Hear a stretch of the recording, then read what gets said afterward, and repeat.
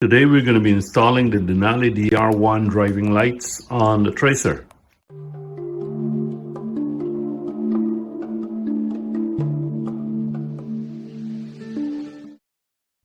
I've had this kit since Christmas, well before Christmas, but it was a Christmas gift to the bike. And I've got all the parts that I think I need. I've got the lights, the driving lights with the harness. And if you'd watched my previous video, the test fit video, you'd see all the parts and everything that came with it. I'm not going to do a full step-by-step video because it's basically bolt on the lights here and run the wiring in there up to the battery, connect up to the battery, find a fuse, not a fuse, but a switch source to tap into so that the switch works correctly, and mount the switch somewhere up here. I think I've got to go sort that out now and figure out exactly how I'm going to mount the switch because this bike has LED lights, and LED lights, according to the instructions, say that with LED lights, some vehicles are equipped with LED headlights or other lighting systems that do not provide a clean 12-volt high beam trigger signal. So that means that I can't use the existing switch, this switch here, to control the driving lights. And I talked to Denali and they suggested that I get the alternative high-low off switch. I think I'm going to have to take this off. I'm probably going to have to take this off, but we'll see how that goes to get in there and to run my wiring. First thing I did was mounted the brackets onto the crash bars. As you can remember from the previous video, I had intended to mount it down here, sticking out here, so that it would kind of be tucked in below here. But I changed my mind. I wanted it to be as high as possible, and because these are going to be used as driving lights, really ideally they should be up probably around this height, but there's too much body work there to get that properly mounted, so that's about the best place I can get them mounted.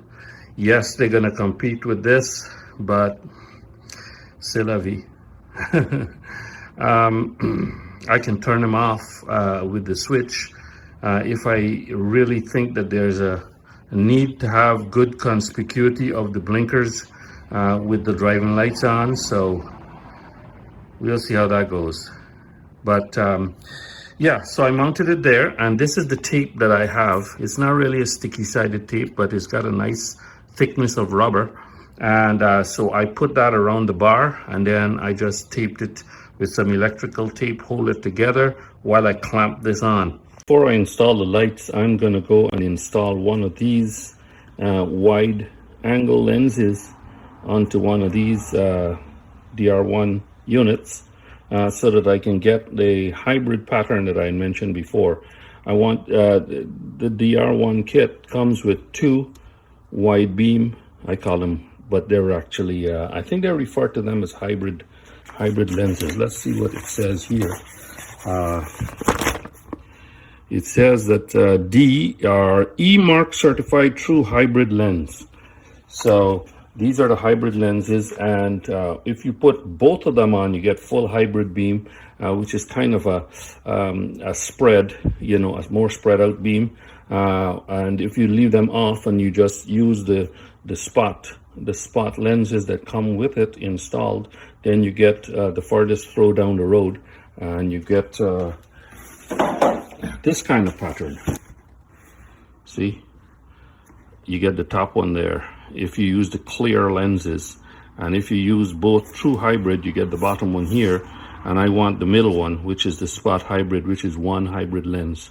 So I'm going to go change that off now, and to do that I believe that you've got to unscrew these, take the front bezel off, and then put this on there and then reinstall it.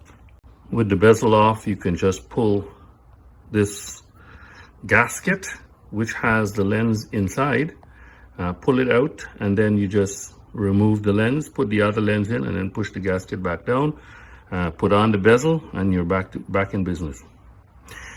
Screws have a little bit of Loctite on them, so make sure that you Loctite them back again when you put them on. And this is how they look when finished. So now the question is, which one to put on the right and which one to put on the left. I would think that the left side, being that we drive on the right side of the road, I want this one here, the more focused one, to be on the left side, you know, going down the middle of the road, and this one here to be on the right side, to kind of like be a little bit more biased towards lighting the you know, the side of the road on the right side. This screw here has to have an Allen key, and that's all well and good, no problem. But on this side here, you also have an Allen key, but the access to tighten that Allen key is really, you know, to get your Allen key in here, that's not going to be easy. So that would have been much better served if it were a hex head on one side, a hex head, so that you can at least get one of these type wrenches in there, you know, something like this inside there. So that's another consideration that Denali did not take into account. So when I start to aim this light, that's going to be a problem. Another consideration is, and this is no fault of Denali's, because of the non-verticality of this thing leans out a little bit. My nice hybrid lens is not oriented straight up and down. So I'm going to have to slacken this thing here off and then rotate that just enough so that it's vertical, because that's going to bother me. I found that by rotating this piece here so that it's at an angle like this, you could slide this light back enough so that you can get to this screw here to adjust the pitch of the light. With the lights installed on the crash bar, now is the time to put on the switch, to find a spot for the switch. And I've got this perch switch mount because, as I mentioned before, I can't use the bike's built-in switches because of the LED lights. So the switch mount kit comes with 3 different types of mount, of perch. And it comes with some hardware, some screws, and some spacers here, and some instructions. So I got to go figure out now where I'm going to put this on the bike. And there it is, mounted on the right side. I think I can barely get my finger over, and my thumb. I'll have to kind of move over a little bit, but that's okay. Left side was too busy. Now it's the time to hook it all up and see if it all works. And this is the harness that comes with the kit, and that's the single intensity relay that has to be switched out for the data dim controller that I bought. The data dim controller is needed to give the low and the high beam on the driving lights. Well, to make it easy to run the harness, I removed the side panels on the right side, seeing that my switch is on the right side, and took that shroud off so that I can get access to removing the side panels here. I don't know if I ever showed this, but this is my brick for my easy tag for the toll roads. So that's where it lives, underneath that shroud. And as you can see, the wires are all there. I was just about to start hooking this thing all up.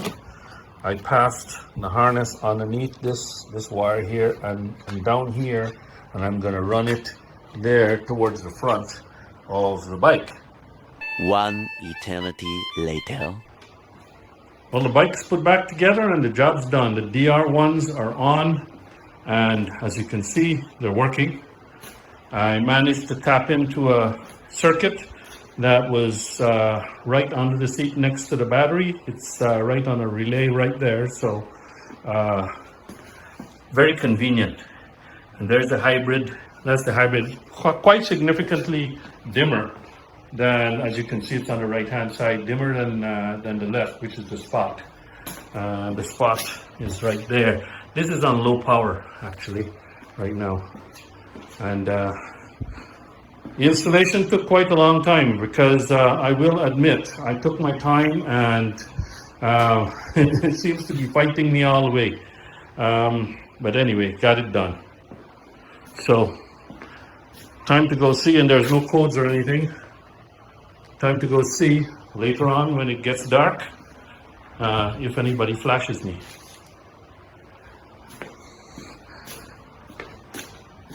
And there's the switch. Switch right there.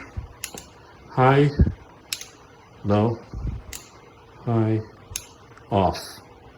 And because it's switched, when I turn it off, turn the bike off, and it won't drain my battery. Well, good morning, folks.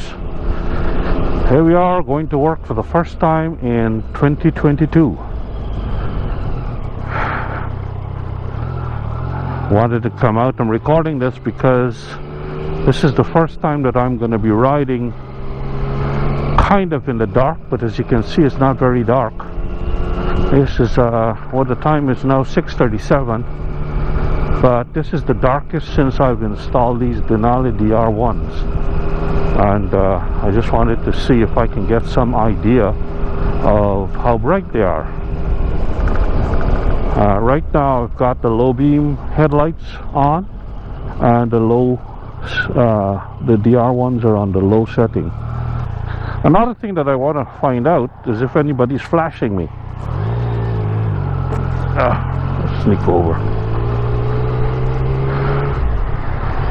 I think I can see the hybrid path. This is where we're going to find out if anybody's flashing me. It's a narrow 2-lane road, and if any of these guys are flashing me in front, I know that I'm causing a problem. But no, they're not. Okay, how does it look? This is as dark as I'm going to get it. Not too bad, eh? I don't know if the GoPro will pick it up, but I can see way down the road. This is nice. And I would say on a really dark night, this is going to be really, really good. Oh, that's off. This is high beam. That's high beam. Can you see that? It's pretty high. Pretty strong, I mean. Oh yeah, I can see it on the road too. The thing with this separate switch is that it's kind of cumbersome to manipulate all these switches just to get you know, to control your lighting. You've got two separate switches, and the one on the right hand side is not easily to thumb, you know, so it's not as easy to operate. I just closed the visor. It's not as easy to operate as you would hope, but c'est la vie, because really there was no better place to mount the perch for the switch. Anyway, as you can see, sunrise is going to be here not too long from now. The sky is lightening up. Nobody has flashed me yet, and you know, I think my lights are decently enough aimed that I don't have to worry about that. Look at the beam pattern on the back of that van. That's pretty nice and even and flat. Yeah, I don't think I'll get flashed with this. This is pretty darn good aiming, if I might say so myself.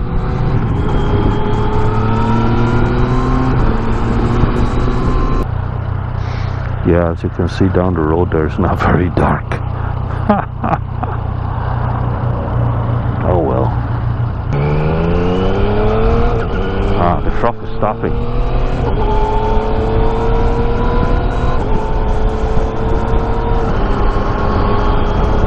Okay, cruise control on.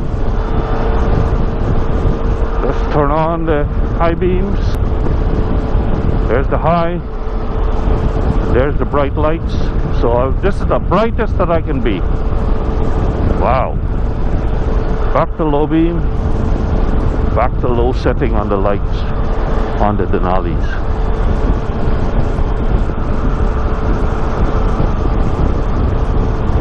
Excellent. Let's see, you see the pattern? That's the pattern there. The left one is the spot. Do I have the blinkers on? The left one is the spot and the right one is the hybrid lens. And you can see the difference. The left one's a little bit lower than the right. But I'm not going to go change that. That's fine. Yeah. To aim the lights, I could have come to the office and aimed the lights, but because I've got a lot of space here and a nice big wall, but I didn't bother. I did it in my garage using the 6-foot adjustment for the DR1. They give an alternative distance chart for 6 feet. You can, you know, drop it by half an inch, but really you're supposed to be 25 feet back from a wall, and the dip should be 1 inch, I believe. But I think what I've got is good enough. So that's it. I'm gonna go to work and I'll talk to you in the next video. Keep the shiny side up, stay safe, and happy 2022.